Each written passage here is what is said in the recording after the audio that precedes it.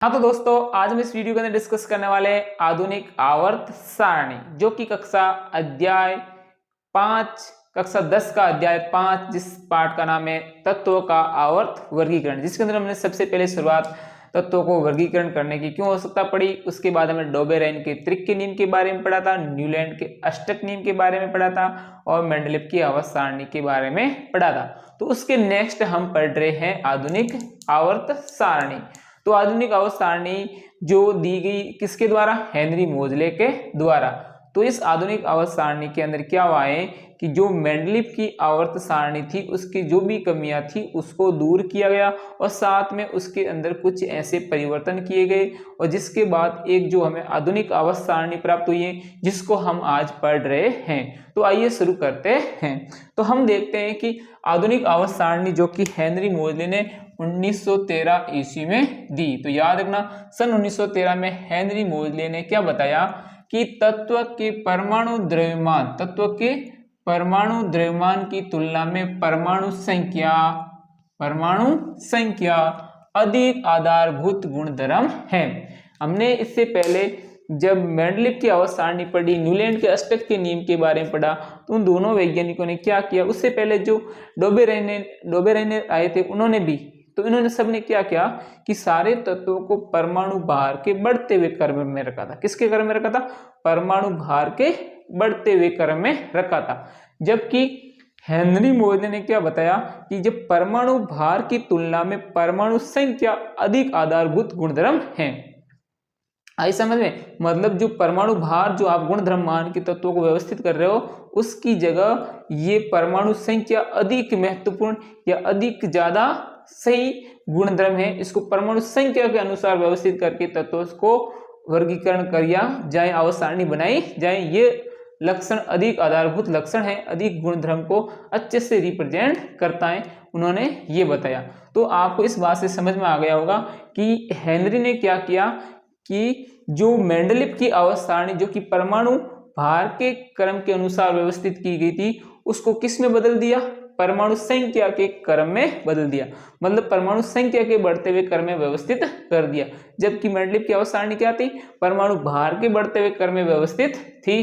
तो उन्होंने ये पहले ही बता दिया कि परमाणु संख्या अधिक आधारभूत गुणधर्म है, तो उन्होंने अपने आप ही क्या कर दिया? परमाणु क्रमांक के बढ़ते हुए क्रम में रख दिया। आगे देखो, आधुनिक आवर्त नियम की आधुनिक आवर्त सारणी क्या नियम है कि तत्वों के गुणधर्म उसकी परमाणु संख्या का आवर्त फलन होते हैं। इससे पहले हमने मेंडलीव की आवर्त सारणी के अंदर क्या पढ़ा कि तत्वों का गुणधर्म उसकी परमाणु भार का आवर्त फलन होते हैं। बस इसमें इतना फर्क है कि ये परमाणु संख्या का आवर्त फलन होते हैं। तो इस बात को एज रिपीट आपको याद रखना है, बहुत इंपॉर्टेंट बात है कि आवर्त नियम क्या है। तो तत्वों का गुणधर्म उसकी परमाणु संख्या का क्या होता है? आवर्त फलन होता है। आइए बात करते हैं। अब हम देखते हैं कि मेंडलीव ने आवर्त सारणी की जो दोष थी, जो कमियां थी, उन्होंने किस आवर्त सारणी ने दूर की? इस आधुनिक आवर्त सारणी ने उन कमियों को क्या कर दिया? दूर किया। तो कौन कौन सी ऐसी कमियां थी मेंडलीव की जिसको आधुनिक आवर्त सारणी के अंदर क्या कर दिया गया? दूर कर दिया गया।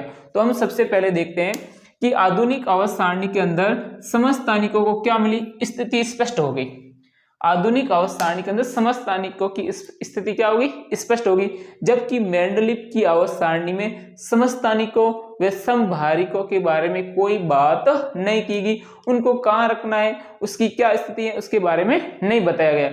जबकि आधुनिक आवर्त सारणी में इस बात को अच्छे से स्पष्ट किया है। तो उसकी ये एक कमी दूर होगी। क्या स्पष्ट किया है कि समान परमाणु संख्या वाले तत्व एक स्थान पर समान समूह में रखे जाएंगे। तो उन्होंने क्या बता दिया कि जो समस्थानिक है अगर उनका परमाणु क्रमांक क्या है? समान है।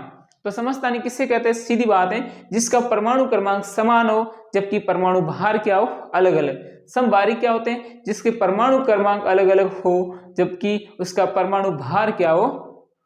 समान हो। परमाणु भार क्या हो? समान हो। तो आपको यहां समझ में आ गया होगा कि वह समस्थानिक जिसकी परमाणु संख्या समान होती है जबकि परमाणु भार अलग अलग होता है, उन समस्थानिकों को एक ही स्थान पर समान समूह में रखा।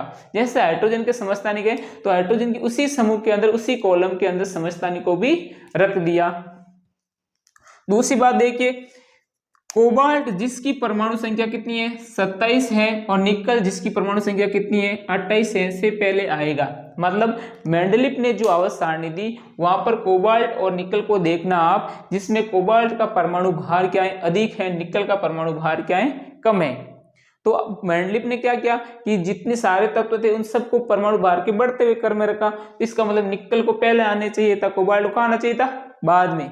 तो वो बात यहाँ पर अपने आप क्या होगी सही साबित होगी, क्योंकि कोबाल्ट का परमाणु संख्या कितनी है 27 है और निकल की परमाणु संख्या कितनी है 28 है। तो ये यहाँ पर अपने आप व्यवस्थित हो गए, जबकि उसके मेंडलीफ की आवर्त सारणी के अंदर ये क्या था दोष था, उन्होंने सही तरीके से व्यवस्थित नहीं किया। कोबाल्ट को पहले रख दिया क्योंकि उसका परमाणु भार ज्यादा है और निकल का कम है, तो भी उसको बाद में रख दिया था। तो ये बात भी आपको समझ में आई होगी। और क्या है, परमाणु संख्या सदैव पूर्ण संख्या में होती है। परमाणु संख्या हमेशा देखना कभी ऐसे नहीं होगी 1.5 1.6, वो हमेशा या तो 1 2 3 4 5 6 7 8 9 10 मतलब एक पूर्ण संख्या में होगी। तो इस बात से हम क्या समझ सकते हैं, अगर मान लो हाइड्रोजन की परमाणु संख्या 1 है, हीलियम की परमाणु संख्या 2 है, इसका मतलब ये हुआ कि जिसकी परमाणु संख्या क्या पूर्ण है, तो पूर्ण 1 होगी, 1 के बाद कौन होगी 2 होगी। इसका मतलब इन दोनों के बीच में अब कोई और तत्व नहीं आएगा, क्योंकि इन परमाणु संख्या क्या होती है एक पूर्ण संख्या होती है। तो दोस्तों ये बात आपको यहाँ पर समझ में आई होगी। अब हम देखते हैं कि ये आधुनिक आवर्त सारणी जो हमें दी है उसकी क्या क्या विशेषताएं हैं। जो आधुनिक आवर्त सारणी हमें दी है, हमने मेंडलीफ की आवर्त सारणी को पढ़ा था और हमने न्यूलैंड अष्टक नियम के बारे में पढ़ा था और हमने डोबेराइन के त्रिक के नियम के बारे में भी पढ़ा था। तो अब हम देखते हैं कि आधुनिक सारणी दी है, इसकी क्या क्या खासियत बातें, उसकी क्या विशेषताएं, आइए समझते हैं। तो इस बात पहली बात तो आपको ये समझ में आ गई होगी कि मेंडलीफ की आवर्त सारणी के जो भी दोष थे वो किस में दूर हो गए, आधुनिक आवर्त सारणी के अंदर दूर हो गए। तो सबसे पहले हम विशेषताओं के अंदर पढ़ते हैं कि आधुनिक आवर्त सारणी में 18 ऊर्ध्व स्तंभ होते हैं। तो आप आधुनिक आवर्त सारणी देखोगे तो ऐसी ऐसी खड़ी कितनी लाइनें मिलेगी आपको, टोटल 18 लाइन मिलेगी। कितनी लाइन मिलेगी 18। तो हम हमारे सामने आधुनिक आवर्त सारणी जो भी रखी हुई है, तो हम एक बार इसको पढ़ लेते हैं, फिर हम इस आधुनिक आवर्त सारणी के अंदर उसको समझ भी लेंगे। तो सबसे पहले हम देखते हैं कि इस आधुनिक आवर्त सारणी के अंदर जितने भी ऐसे ऊर्ध्व स्तंभ कितने हैं संख्या में 18 है, और इन स्तंभों को क्या बोलते हैं समूह बोलते हैं। क्या बोलते हैं समूह। तो ये भी याद रखना है आपको, आधुनिक आवर्त सारणी के अंदर 18 स्तंभ होते हैं, खड़े स्तंभ ऐसे कितने होते हैं 18 खड़े स्तंभ होते हैं, और उनको क्या बोलते हैं वर्ग बोलते हैं।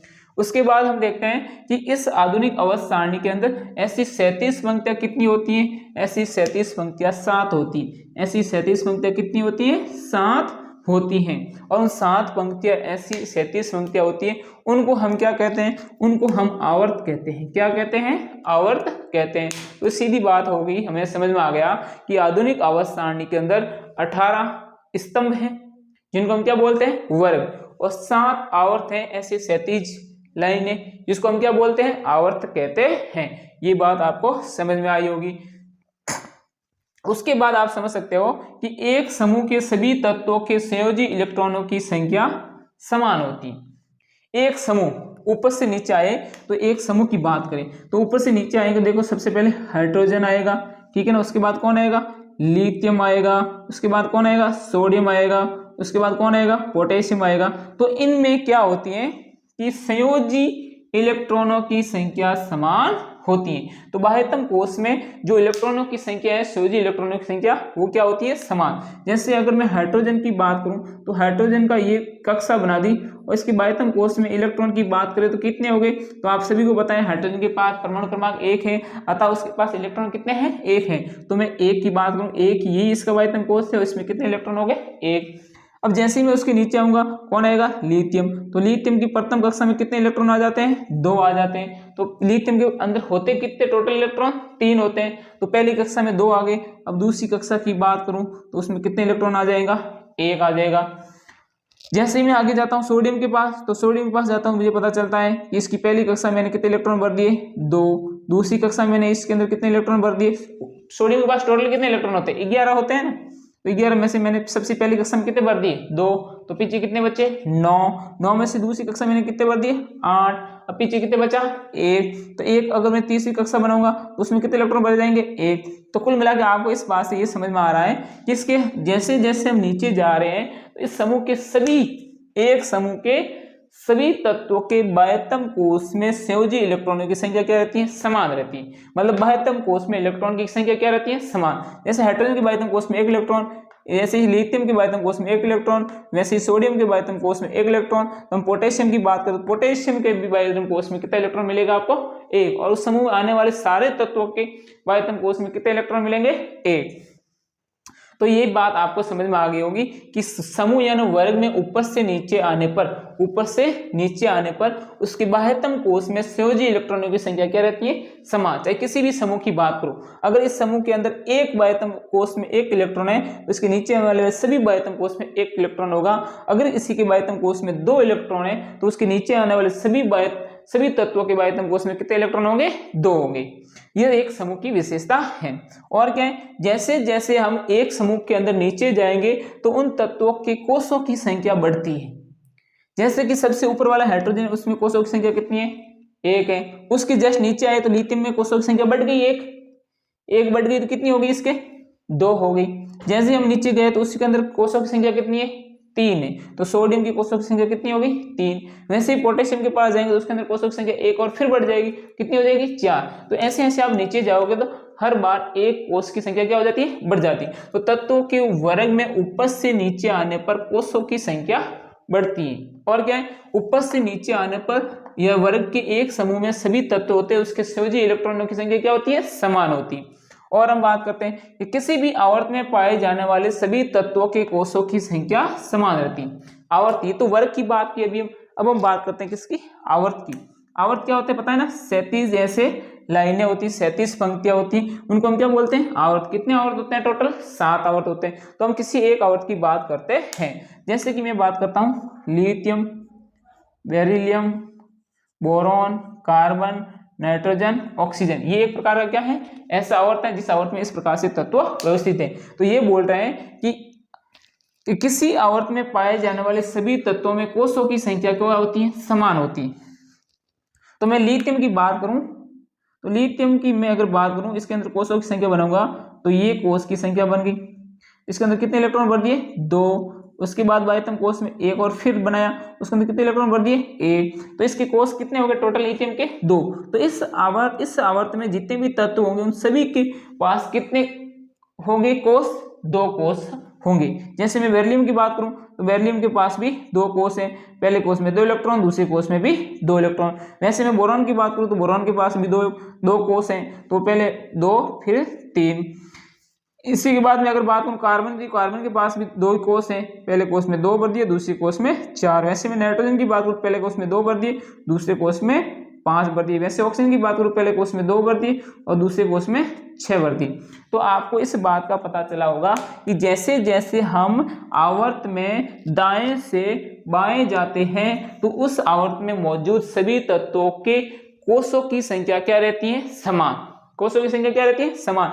लेकिन एक चीज देखो क्या हो रहा है कि लगातार बाह्यतम कोष में इलेक्ट्रॉनों की संख्या क्या हो रही है, बढ़ रही है। लगातार बाह्यतम कोष में इलेक्ट्रॉनों की संख्या क्या हो रही है, बढ़ रही है। तो 2 बातें आपको एक साथ समझनी होगी कि एक तो हम समझ गए कि आवर्त में कहां से दाएं से बाएं जाने पर तत्वों के कोषों की संख्या क्या रहती है, समान। दूसरी बात क्या है, हम आवर्त में बाएं से दाएं जाएंगे तो उसके बाह्यतम कोष में इलेक्ट्रॉनों की संख्या क्या होगी, बढ़ेगी। तो आइए हम इस आवर्त सारणी को कुछ देख लेते हैं जिससे आपको थोड़ा अच्छे से स्पष्ट हो जाए। दोस्तों आपको इस आवर्त सारणी के अंदर मैंने बताया था कि इसके अंदर वर्ग कितने होते हैं, वर्ग होते हैं 18। तो यहाँ पर देख सकते हो फर्स्ट, सेकंड, थर्ड, फोर्थ, 5, 6, 7, 8, 9, 10, 12, 13, 14, 15, 16, 17, 18। तो आपको 18 वर्ग नजर आ गए होंगे। तो ये जितने भी सीधी ऐसी लाइन है ये सब क्या कहलाते हैं, वर्ग कहलाते हैं। फिर हमने क्या बताया कि आधुनिक आवर्त सारणी में आवर्त कितने होते हैं, ऐसी 37 पंक्तियां कितनी होती हैं, 7 होती हैं। तो आप देख सकते हो ये फर्स्ट वाली होगी, ये सेकंड वाली हो गई, ये थर्ड वाली हो गई, ये फोर्थ वाली, फिफ्थ वाली, सिक्स्थ वाली, सेवंथ वाली। तो ऐसे कितने आवर्त हो गए, 7 आवर्त हो गए। उसके बाद हमने पढ़ा था कि आवर्त में दाएं से बाएं जाने पर कोषों की संख्या क्या रहती है, समान। तो हम ये हमारा भाग दायां हो गया, ये वाला क्या हो गया, बायां हो गया। तो आप यहां से देखोगे दाएं से बाएं जाने पर बाएं से दाएं जाने पर कोषों की संख्या क्या रहती है, समान रहती हैं। तो हम यहाँ पर देख सकते हैं कि ये जो लिथियम है, बेरिलियम है, बोरॉन है, कार्बन है, नाइट्रोजन है, ऑक्सीजन है, फ्लोरीन है, नियोन है, तो इन सारे तत्वों के अंदर जो कोष हैं, अगर इसके अंदर 2 कोष हैं तो इसके अंदर भी 2 कोष होंगे, इसके अंदर भी 2 कोष होंगे, इसके अंदर भी 2 कोष होंगे। तो ऐसे सारे तत्वों के कितने कोष होंगे? 2। उसी प्रकार अगर इस तत्वों के अंदर कोषों की संख्या 3 है तो इस आवर्त में आने वाले सभी की कोषों की संख्या क्या होगी? 3 होगी। तो ऐसे वैसे सभी के लिए ये नियम लागू होगा। फिर हमने क्या पढ़ा कि किसी भी आवर्त में बाएं से दाएं जाने पर उसमें बाह्यतम कोष में इलेक्ट्रॉनों की संख्या क्या होती है? बढ़ती है। तो जैसे जैसे इसके अंदर कोषों की संख्या तो क्या होती है? समान होती है, लेकिन उस बाह्यतम कोष के अंदर क्या होती है? इलेक्ट्रॉनों की संख्या बढ़ती है। जैसे लिथियम के बाह्यतम कोष में इलेक्ट्रॉन की संख्या 1 है तो इसके बाह्यतम कोष में इलेक्ट्रॉन की संख्या 2 है, इसके 3 है, इसके 4 है, इसके 5 है, इसके 6 है, इसके 7 है, इसके 8 है। तो लगातार बाह्यतम कोष में इलेक्ट्रॉनों की संख्या क्या होती है? बढ़ती है। फिर हमने पढ़ा कि वर्ग में ऊपर से नीचे आने पर कोषों की संख्या बढ़ती है। तो यहाँ देखो कोषों की संख्या 1 है, इसके अंदर कोषों की संख्या 2 है, इसके अंदर 3 है, ऐसे। और फिर हमने क्या पढ़ा कि जैसे जैसे हम ऊपर से नीचे आएंगे तो इसके बाह्यतम कोष में इलेक्ट्रॉनों की संख्या क्या रहेगी? समान रहेगी। संयोजी इलेक्ट्रॉन की या संयोजकता समान रहेगी। तो अगर इसके बाह्यतम कोष में 1 इलेक्ट्रॉन है तो इसके भी 1 है, इसके भी 1 है, इसके भी 1 है। इन सभी इस वर्ग में आने वाले सभी तत्वों के बाह्यतम कोष में इलेक्ट्रॉनों की संख्या क्या रहेगी? समान। तो इसी के अंदर अगर 2 है तो इसके सभी तत्वों के अंदर बाह्यतम कोष में इलेक्ट्रॉनों की संख्या कितनी है? 2 है। तो ऐसे ऐसे ये सभी, अगर इसके अंदर 3 है तो इसके सभी तत्वों के बाह्यतम कोष में इलेक्ट्रॉन की संख्या कितनी होगी? 3 होगी। ये बात तो समझनी। आइए अब हम आगे और डिस्कस करते हैं। दोस्तों अब हम देखते हैं आधुनिक आवर्त सारणी की प्रवृत्ति के बारे में, उसके क्या क्या गुण हैं, क्या विशेष बातें हैं। तो सबसे पहले हम देखते हैं आधुनिक आवर्त सारणी के अंदर, आधुनिक आवर्त सारणी की प्रवृत्ति के अंदर परमाणु साइज के बारे में। कोई भी इतने सारे आधुनिक आवर्त सारणी के अंदर तत्व मौजूद है, इसके अंदर बहुत सारे ऐसे तत्वों के बहुत सारे परमाणु मौजूद हैं, उनकी क्या विशेषता है, उनकी क्या साइज है, तो हम देखते हैं। तो सबसे पहले हम देखते हैं कि परमाणु साइज से परमाणु की त्रिज्या का पता चलता है। तो परमाणु की साइज से देख रहे हमें क्या पता चलता है कि उस परमाणु की त्रिज्या कितनी है। जिस परमाणु की त्रिज्या जितनी बड़ी होगी तो उस परमाणु की साइज उतनी बड़ी होगी। अगर साइज बड़ी है तो त्रिज्या बड़ी है। तो ये बात हमें पता चलती है कि परमाणु की साइज से हमें परमाणु की त्रिज्या का पता चलता है। तो एक परमाणु के केंद्र से मान लो ये कोई परमाणु है, इस परमाणु का केंद्र क्या है? ये बीच का इसका क्या है? केंद्र है। तो केंद्र से बाह्यतम कोष की दूरी ही परमाणु की त्रिज्या कहलाती है। तो ये इसका केंद्र है, इस केंद्र से ये बाह्यतम कोष है, इसकी दूरी ये इसकी क्या कहलाएगी? इसकी त्रिज्या कहलाएगी। ये उसकी क्या कहलाएगी? परमाणु साइज कहलाएगी। या इसका मतलब इसकी परमाणु कोष बाह्यतम कोष मान लो ये है, तो इस केंद्र से इस बाह्यतम कोष की दूरी ये उसकी परमाणु साइज होगी। मतलब समझ गए ना? परमाणु साइज क्या होती है? परमाणु साइज मतलब परमाणु के केंद्र से बाह्यतम कोष की दूरी ही त्रिज्या है। इस त्रिज्या यही इसकी परमाणु क्या है? साइज है। तो आपको पता चल गया होगा किसी भी परमाणु के केंद्र से लेकर उसके बाह्यतम कोष के जो बीच में दूरी है वही परमाणु की साइज है, वही परमाणु की त्रिज्या है। अब हम देखते हैं कि इस आवर्त सारणी के अंदर इसकी त्रिज्या किस प्रकार है। तो हम देखते हैं कि आवर्त में बाएं से दाएं जाने पर, आपको आप भी आवर्त सारणी में देखा ना, ये हमारा हाथ, इस अगर मैं इस आवर्त सारणी में ऐसे देखता हूं तो ये हमारा बायां है, ये हमारा दायां है। तो इस बाएं से दाएं जाने पर आवर्त समझ गए ना? आवर्त कितने होते हैं? 7। तो वो 7 वाले ऐसे आवर्त है ना, ऐसी लाइनें वाले भाग, पंक्तियां, इस तरीके से 7 पंक्तियां, उसको हम क्या बोलते हैं? आवर्त। तो उस आवर्त में अगर हम बाएं से कहाँ जा रहे हैं? दाएं जा रहे हैं। तो बाएं से दाएं जाने पर परमाणु साइज त्रिज्या घटती है। परमाणु साइज या त्रिज्या क्या होती है? घटती है। तो हम अपनी आवर्त सारणी के अंदर आवर्त में बाएं से दाएं जाएंगे तो उस परमाणु की त्रिज्या लगातार घटेगी, लगातार कम होगी।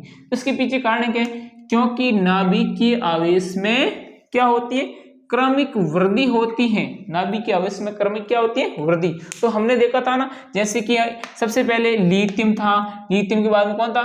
बेरिलियम था, बोरॉन था, कार्बन था, नाइट्रोजन था, ऑक्सीजन था, फ्लोरीन था। तो हम देखते हैं कि जैसे जैसे तत्वों में आवर्त में बाएं से दाएं जाते हैं तो लगातार उसके नाभिक के अंदर आवेशों की संख्या बढ़ती है, मतलब प्रोटॉनों की संख्या क्या होती है, बढ़ती है। तो वो प्रोटॉनों की संख्या के बढ़ने के कारण क्या करते हैं, वो अधिक आकर्षण बल से बाह्यतम कोशों में उपस्थित इलेक्ट्रॉनों को क्या करते हैं, खींचते हैं। अधिक बल से बाह्यतम कोश में उपस्थित इलेक्ट्रॉनों को क्या करते हैं, खींचते हैं, जिससे कोशों के बीच में और नाभिक के बीच में दूरी क्या हो जाती है, कम हो जाती है, और जिसके कारण उसके आकार में क्या आ जाती है, कमी आ जाती है, त्रिज्या कम हो जाती है।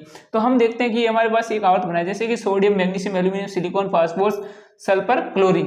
तो ये वाला आवर्त है, जो तीसरा आवर्त है। तो उसके अंदर हम देखते हैं कि सोडियम जो कि सबसे पहला तत्व आता है आवर्त में, सबसे पहला तत्व है जो बाईं ओर कौन है, सोडियम है। तो सोडियम का देखो सबसे पहले ये भी ध्यान रखना है कि परमाणु की त्रिज्या को हम किस में मापते हैं, पिकोमीटर में मापते हैं। किस में मापते हैं, पिकोमीटर में, पिकोमीटर में मापते हैं, जिसको हम क्या लिखते हैं, पीएम। तो पिकोमीटर मापते हैं। तो यहां देख सकते हैं कि सोडियम की कितनी साइज है, 186, 160, 86। तो 186 इसकी पिकोमीटर साइज है। वैसे ही मैग्नीशियम की कितनी होगी, 160 पिकोमीटर। एल्यूमिनियम की कितनी होगी, 143 picometre. Silicon 118, phosphorus 110, sulphur 104, chlorine 99 picometre. तो हम लगातार देखते हैं कि इस आवर्त में जैसे जब हम बाएं से दाएं जा रहे हैं तो इसकी परमाणु त्रिज्या या परमाणु साइज लगातार क्या हो रही है, कम हो रही है। क्यों हो रही है, क्योंकि इसके अंदर जैसे जैसे हम बाएं से दाएं जाएंगे तो इसके नाभिक के अंदर आवेशों की संख्या में क्या होगी, वृद्धि होगी। और आवेशों की संख्या में वृद्धि होगी तो वे आवेश जो नाभिक के अंदर स्थित हैं वे बाह्यतम कोश में उपस्थित इलेक्ट्रॉनों को अधिक आकर्षण बल से, अधिक ज्यादा बल से खींचेगा, और खींचेगा तो उसकी परमाणु साइज क्या हो जाएगी, कम हो जाएगी। तो उसकी त्रिज्या भी क्या हो जाएगी, कमी आ जाएगी। तो ये तो हमने देख लिया आवर्त में बाएं से दाएं जाने पर। अब हम देखते हैं समूह के अंदर, वर्ग के अंदर। तो वर्ग या जो समूह है ना, वो जो इस प्रकार से स्तंभ है, कितने स्तंभ है, 18।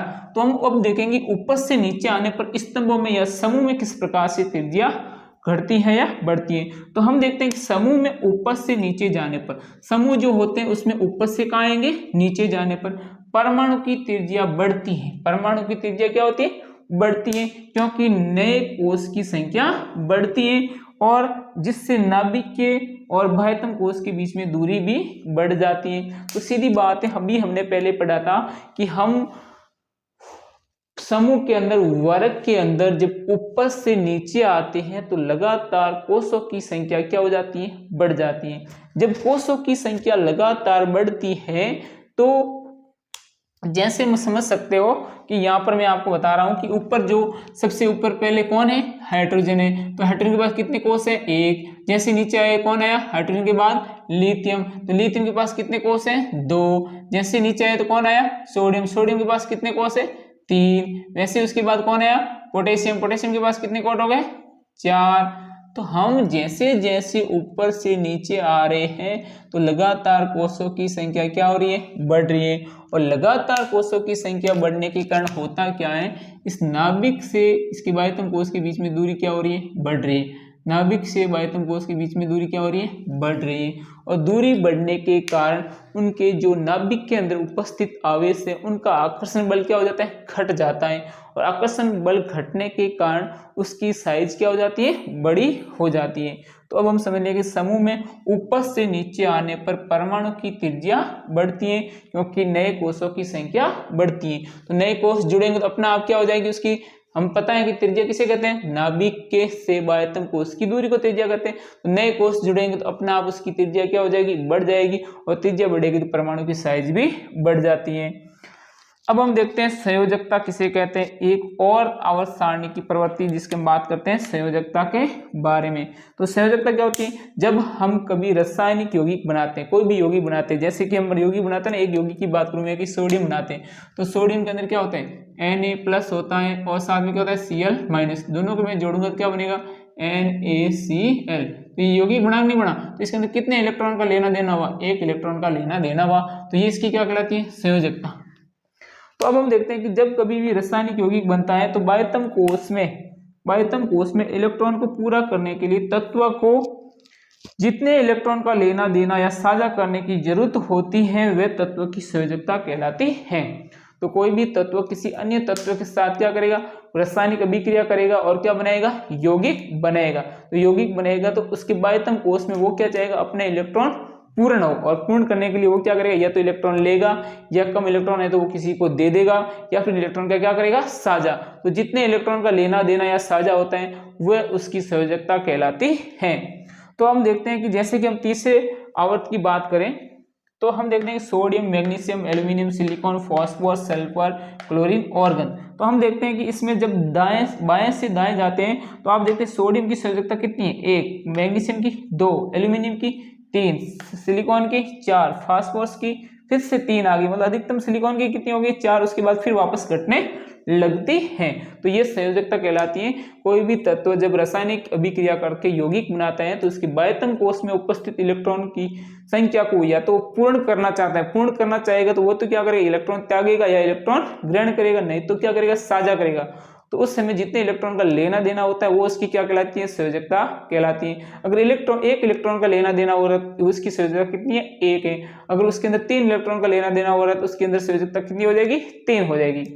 अब हम आगे पढ़ते हैं। हाँ तो दोस्तों एक बार फिर से इस आवर्त सारणी को देखिएगा। इसके अंदर हम देखते हैं कि धातुएं कहाँ पर होती हैं, अधातुएं कहाँ पर होती हैं और उपधातुएं कहाँ पर होती हैं। तो आप इसमें देखोगे कि जब हम इस आवर्त सारणी को देखते हैं तो हमारा ये वाला भाग जो कि बायां भाग कहलाता है, ये वाला भाग दायां भाग कहलाता है। तो हम इस आवर्त सारणी को देखेंगे तो धातुएं कहाँ पर होती हैं। तो इस आवर्त सारणी में धातुएं बाईं तरफ होती है। धातुएं कहाँ होती है, बाईं तरफ होती है, जबकि अधातुएं दाईं तरफ होती है। अधातुएं कहाँ होती है, दाईं तरफ होती है। तो और जो उपधातुएं होती हैं या अर्धधातुएं होती हैं वो कौन सी होती है। तो आप इसमें इस प्रकार की जो ये लाइन दिख रही है अलग प्रकार के कलर की, जो कि इस प्रकार से एक अलग कलर है जिसके अंदर बोरॉन, सिलिकॉन, जर्मेनियम, आर्सेनिक है ना, तो ये सारी क्या होती है, उपधातुएं होती है या हम इसको बोलते हैं अर्धधातुएं। तो इस प्रकार से ये व्यवस्थित होती है, इसको हम बोलते हैं उपधातु या अर्धधातु, जो कि धातु के जैसे भी गुण दर्शाती है और अधातु के जैसे भी गुण दर्शाती है। तो इस लाइन के इधर वाली सभी होती है अधातुएं और इस वाले उपधातुओं के इस साइड वाले सभी होती हैं धातुएं। तो दोस्तों आपको ये याद रखना है कि आवर्त सारणी के अंदर धातुएं बाईं तरफ होती है जबकि अधातुएं दाईं तरफ होती है, जबकि उपधातुएं मध्य में स्थित होती है। तो दोस्तों आपको ये समझ में आ गया होगा कि आवर्त सारणी के अंदर धातुएं किस तरफ होती हैं, अधातुएं किस तरफ होती हैं और उपधातुएं कहाँ पर होती हैं। तो हमने एक प्रकार की आवर्त सारणी के अंदर देखा कि धातुएं होती हैं जो सब आवर्त सारणी में बाईं तरफ होती हैं और अधातुएं कहाँ होती हैं, दाईं तरफ होती हैं, और जबकि उपधातुएं कहाँ होती हैं, मध्य में स्थित होती हैं। इस बात को हमने समझ लिया। अब हम देखें धात्विक गुण के बारे में। धात्विक गुण होता क्या है। तो कोई भी धात्विक गुण का अर्थ यह है कि किसी भी तत्व के परमाणु द्वारा इलेक्ट्रॉन त्यागने की क्षमता। अगर कोई परमाणु है जो इलेक्ट्रॉन क्या कर रहा है, त्याग रहा है, तो वह उसका कौन सा गुण है, धात्विक गुण है। तो कोई भी तत्व द्वारा परमाणु द्वारा अगर वो इलेक्ट्रॉन त्याग रहा है तो वह उसका एक धात्विक गुण है। तो इलेक्ट्रॉन त्यागने की क्षमता को हम क्या बोलते हैं, धात्विक गुण बोलते हैं। अब हम देखते हैं धात्विक गुण धर्म के बारे में, कौन कौन से धात्विक गुण धर्म होते हैं। तो हम देखते हैं कि धातु आवर्त सारणी में कहाँ होती है, बाईं तरफ होती है। अभी हमने देखा कि आवर्त सारणी में इस साइड वाली जो भी तत्व होते हैं सब क्या कहलाते हैं, धातु कहलाते हैं। अब हम देखते हैं आवर्त में बाएं से दाएं जाने पर, आवर्त होता है ना, तो 7 आवर्त होते हैं, तो आवर्त में कहां से, बाएं से दाएं जाने पर धात्विक गुण कम हो जाता है। धात्विक गुण क्या हो जाता है, कम, और लास्ट जाते जाते सब क्या हो जाती है, उपधातु। उपधातु के बाद कौन आ जाती है, अधातु आ जाती, अधातु आ जाती, कौन आ जाती, अधातु। तो आप देखते हो कि आवर्त सारणी के अंदर बाईं से दाईं ओर जाने पर धात्विक गुण कम होता है, धात्विक गुण घटता है। उसका कारण क्या है, क्योंकि इलेक्ट्रॉनों पर नाभिकीय आवेश बढ़ता है जिससे इलेक्ट्रॉन त्यागने की प्रवृत्ति घटती है। तो हमने देखा कि जैसे जैसे आवर्त के अंदर बाएं से दाएं जाएंगे तो उसके अंदर धात्विक गुण कम होता है, क्योंकि उसके नाभिकों के अंदर नाभिक की आवेश बढ़ता है, क्योंकि बाह्यतम कोश में जैसे जैसे इलेक्ट्रॉन बढ़ेंगे तो उसके नाभिक के अंदर तो क्या रहेगा, इलेक्ट्रॉन, उसके नाभिक के अंदर भी आवेश बढ़ेगा, क्योंकि आवर्त में बाएं से दाएं जाएंगे तो कोषों की संख्या तो क्या रहती है, समान रहती है, और लगातार उसके नाभिक के अंदर नाभिक की आवेश बढ़ता है। तो नाभिक की आवेश बढ़ता है तो इलेक्ट्रॉनों को क्या करेगा, ज्यादा बल से आकर्षित करेगा, अतः इलेक्ट्रॉन त्यागने की प्रवृत्ति क्या हो जाएगी, कम हो जाएगी, और त्यागने की प्रवृत्ति कम हो जाएगी और इलेक्ट्रॉन ग्रहण करने की प्रवृत्ति आ जाएगी। तो ऐसी स्थिति में जबकि धातुएं क्या होती है, इलेक्ट्रॉन जो त्यागती है वो क्या कहलाती है, धातुएं कहलाती है। तो हम बाएं से दाएं जाएंगे तो इलेक्ट्रॉन त्यागने की प्रवृत्ति क्या हो जाएगी, कम हो जाएगी, क्योंकि नाभिक की आवेश अधिक बल से उन इलेक्ट्रॉन को क्या करेगा, आकर्षित करेगा, त्यागने देगा नहीं, और वो ग्रहण करने का गुण क्या हो जाएगा, बढ़ जाएगा। तो ऐसी स्थिति में हम आवर्त सारणी के अंदर बाएं से दाएं जाएंगे तो धात्विक गुण कम होता है।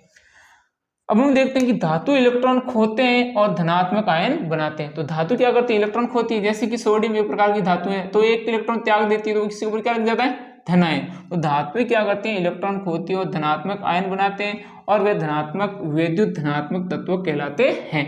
तो ऐसे तत्व क्या कहलाते हैं, विद्युत धनात्मक तत्व कहलाते हैं। तो धातु अपना इलेक्ट्रॉन खोकर उसके ऊपर अपना कोई न कोई धनायन लगा देगा, तो धातु धनायन लगा के वे विद्युत धनात्मक तत्व कहलाते हैं। अब हम देखते हैं कि समूह में ऊपर, अब ये तो देख लिया आवर्त में बाएं से दाएं जाने पर धात्विक गुण कम होता है। अब हम देखते हैं कि वर्ग के अंदर या समूह के अंदर ऊपर से नीचे आने पर क्या होता है। तो समूह के अंदर ऊपर से नीचे आने पर धात्विक गुण बढ़ता है, धात्विक गुण बढ़ता है। तो दोनों चीजें आपको याद रखनी, कहां पर बढ़ता है, कहां पर घटता है। आवर्त के अंदर बाएं से दाएं जाने पर घटता है, जबकि वर्ग के अंदर या उस समूह के अंदर ऊपर से नीचे आने पर बढ़ता है, क्योंकि संयोजकता इलेक्ट्रॉनों पर नाभिक की आवेश घटता है। संयोजकता इलेक्ट्रॉनों पर क्या करता है, नाभिक की आवेश, और बाहरी इलेक्ट्रॉन सुगमता से निकल जाते हैं। तो आपको पता है कि हम आवर्त में वर्ग में समूह में ऊपर से जब नीचे आते हैं तो उसके अंदर बाह्य कोषों की संख्या क्या होती है, बढ़ती है। ऊपर से जैसे नीचे आए एक कोष की संख्या बढ़ गई, एक की जगह 2 हो गए, और नीचे आए तो 2 की जगह 3 हो गई, और नीचे आए तो 3 की जगह 4 कोष हो गई। और जैसे जैसे कोषों की संख्या बढ़ता है तो नाभिक से उनके जो बाह्यतम कोष में जो इलेक्ट्रॉन होता है उनके बीच में क्या बढ़ जाती है, दूरी बढ़ जाती है। तो नाभिक के आवेश के और उनके बीच में आकर्षण बल क्या हो जाता है, कम हो जाता है। तो आकर्षण बल कम होने के कारण उन संयोजी इलेक्ट्रॉनों पर क्या हो जाता है, नाभिक की आवेश घटता है। तो नाभिक की आवेश घटेगा तो वो संयोजी इलेक्ट्रॉन जो बाह्यतम कोष में जो इलेक्ट्रॉन होंगे उसके ऊपर बल क्या लगेगा, कम लगेगा, और वह आसानी से अपने इलेक्ट्रॉन क्या कर देगा, त्याग देगा। और जो इलेक्ट्रॉन त्यागता वो क्या कहलाती है, धातुएं। तो जैसे जैसे हम ऊपर से नीचे आएंगे तो कोषों की संख्या बढ़ती जाएगी और उनके ऊपर नाभिक की आवेश लगातार क्या होता जाएगा, कम होता जाएगा, और इलेक्ट्रॉन त्यागने की प्रवृत्ति बढ़ेगी, और जिसके कारण उसका धात्विक गुण बढ़ता है। तो आपको समझ में आ गया होगा कि तत्व आवर्त सारणी के अंदर ऊपर से नीचे आने पर, मतलब समूह के अंदर या वर्ग के अंदर ऊपर से नीचे आने पर धात्विक गुण बढ़ता है। ठीक है ना। अब हम देखते हैं अधात्विक गुण। अब धातु के बारे में देखा, अधात्विक गुण के बारे में देख लें। और अधातुएं आवर्त सारणी में कहाँ स्थित होती हैं, दाईं तरफ स्थित होती हैं। तो जिस प्रकार धातुएं क्या करती है, इलेक्ट्रॉन त्यागती हैं, तो अधातु क्या करती है, अधातु विद्युत ऋणात्मक होती है, जबकि धातुएं क्या होती है, विद्युत धनात्मक होती है, क्योंकि वो इलेक्ट्रॉन त्याग कर क्या लगा लेती है, धनायन लगा लेती है। वैसे ही अधातु क्या करती है, इलेक्ट्रॉन ग्रहण कर लेती है और अपने ऊपर कैसा आयन लगा लेता है, ऋणात्मक आयन लगा लेती है। अतः अधातुएं विद्युत ऋणात्मक कहलाती हैं या विद्युत ऋणात्मक होती हैं। तो आपको समझ में आ गया होगा कि धातुएं तो इलेक्ट्रॉन त्यागती है, जबकि अधातु इलेक्ट्रॉन क्या करती है, ग्रहण करती है, और ग्रहण कर लेती है। ग्रहण करने के बाद अपने ऊपर कैसा आयन लगा लेती है, ऋण आयन लगा लेती है, और अधातु विद्युत ऋणात्मक कहलाती हैं। और अधातुएं आवर्त सारणी में कहाँ होती है, दाईं तरफ स्थित होती है, यह भी हमने पढ़ लिया। अब हम देखते हैं कि आवर्त में बाएं से दाएं जाने पर अधात्विक गुण बढ़ता है या घटता है। पहले हमने क्या देखा कि आवर्त में बाएं से दाएं जाने पर धात्विक गुण घटता है, तो सीधी बात है उसका उल्टा होगा, आवर्त में बाएं से दाएं जाने पर अधात्विक गुण बढ़ता है। तो जैसे ही हम आवर्त सारणी के अंदर बाईं ओर से दाईं ओर जाएंगे तो अधात्विक गुण क्या होगा, बढ़ेगा, क्योंकि प्रभावी नाभिक की आवेश बढ़ने के कारण इलेक्ट्रॉन ग्रहण करने की प्रवृत्ति बढ़ जाती है। तो जैसे जैसे हम आवर्त में बाएं से दाएं जाएंगे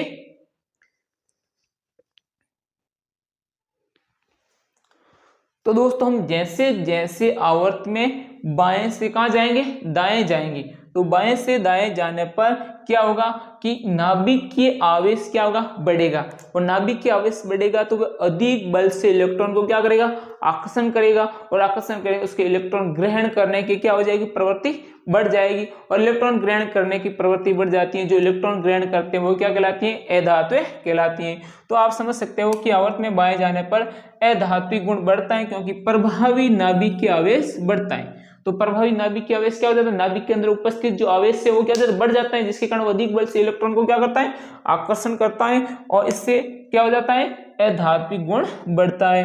अब हम देखते हैं समूह में ऊपर से नीचे आने पर, वर्ग में या समूह में ऊपर से नीचे आने पर अधात्विक गुण घटता है, अधात्विक गुण घटता है, क्योंकि नाभिक की आवेश कम हो जाता है। तो हम जब समूह के अंदर ऊपर से नीचे आ रहे हैं तो नाभिक की आवेश लगातार क्या होता है, कम होता है, क्योंकि बाह्यतम कोषों की संख्या लगातार क्या हो रही है, बढ़ रही है। तो नाभिक कोषों की बाह्यतम कोष के बीच में दूरी क्या हो जाएगी, बाह्यतम इलेक्ट्रॉन के बीच में क्या हो जाएगी, दूरी बढ़ जाएगी, तो उनके बीच में लगने वाला आकर्षण बल क्या हो जाएगा, कम हो जाएगा, और कम हो जाएगा तो इलेक्ट्रॉन ग्रहण करने की प्रवृत्ति घट जाएगी, जबकि इलेक्ट्रॉन त्यागने की प्रवृत्ति बढ़ जाएगी। तो ऐसी स्थिति में जब हम समूह के अंदर ऊपर से नीचे आएंगे तो अधात्विक गुण बढ़ता है, जिससे इलेक्ट्रॉन अपनाने की क्षमता क्या हो जाती है, कम हो जाती है। तो भाई जैसे जैसे ऊपर से नीचे आएंगे तो कोषों की संख्या बढ़ेगी, तो उनके बीच में दूरी बढ़ जाएगी, दूरी बढ़ेगी तो आकर्षण बल कम हो जाएगा, इलेक्ट्रॉन ग्रहण करने की प्रवृत्ति क्या हो जाएगी, कम हो जाएगी, इलेक्ट्रॉन अपनाने की प्रवृत्ति कम हो जाएगी, जबकि इलेक्ट्रॉन त्यागने की प्रवृत्ति बढ़ जाएगी।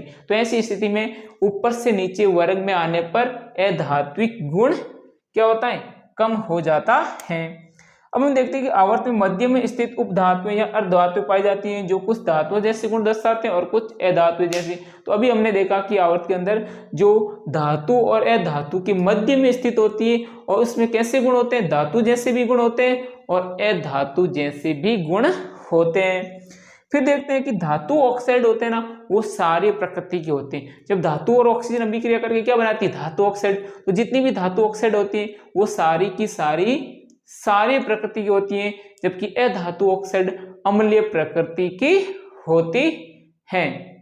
तो दोस्तों आपको यहाँ पर हमारा ये चैप्टर किस प्रकार समझ में आया होगा, आधुनिक आवर्त सारणी आपको कैसी समझ में आई होगी। हमारी आधुनिक आवर्त सारणी यहाँ पर ये चैप्टर पूरा होता है। इसी के साथ हम इस चैप्टर को समाप्त करेंगे, और इस चैप्टर के अंदर सारी बातें जो आधुनिक आवर्त सारणी के अंदर थी उन सभी बातों को हमने यहाँ पर डिस्कस करने की कोशिश की, और इस 5 नंबर अध्याय को, जिसको तत्वों का आवर्त वर्गीकरण को संपूर्ण हमने यहाँ पर पढ़ा। तो दोस्तों आप पूरे वीडियो को देखिएगा, शुरुआत में वीडियो पार्ट 1, 2, 3, 4 इन सबको देखने के बाद आप समझने की कोशिश करना कि आपको चैप्टर किस प्रकार समझ में आया। अगर वीडियो समझ में आया है, चैप्टर समझ में आया है, तो वीडियो को लाइक कीजिएगा, शेयर कीजिएगा, और अपने चैनल को सब्सक्राइब करना बिल्कुल ना भूलिएगा। इसी के साथ जय हिंद, जय भारत। फिर मिलते हैं एक नेक्स्ट चैप्टर के साथ, नेक्स्ट वीडियो के साथ।